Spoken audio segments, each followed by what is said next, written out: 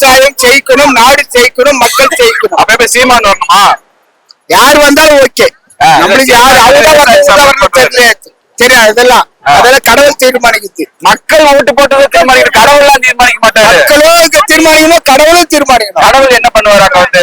கடவுள் அவருக்கு மெயின் இது பண்ணி இதுக்குதான் இது போடணும்ட்டு அவருக்கு தெரியும். அவருக்கு எப்படி தெரியும்? மிஷினுக்கு தான் தெரியும். ஃபர்ஸ்ட் வந்துட்டு மிஷின் தெரிஞ்ச விட தெரிஞ்ச விட மக்களுக்கு இது பண்ணணும்ல. மக்களுக்கு அதான் பிக்சர் போட்டிருப்பாங்களே. பிக்சர் போட்டா கூட யார் வருவாங்க, யார் இது பண்ணுவாங்கன்னு கடவுளுக்கு தான் தெரியும். கடவுளுக்கு எப்படி தெரியும் சொல்லுங்க, ஏதாவது ஒன்று சொல்லுங்க. கடவுள் இல்லாத பொய் கிடையாது. கடவுள் தான் மெயின். கடவுள் தான் மெயின். அப்ப எப்படி பிஜேபி ஜெயிக்க சொல்லலாமா? அவங்கதான் கடவுளுக்கு ஆதரவு தர்றாங்க. தெரியல, அதுவும் தெரியலையா? நீங்க கடவுள் தான் சொன்னீங்க.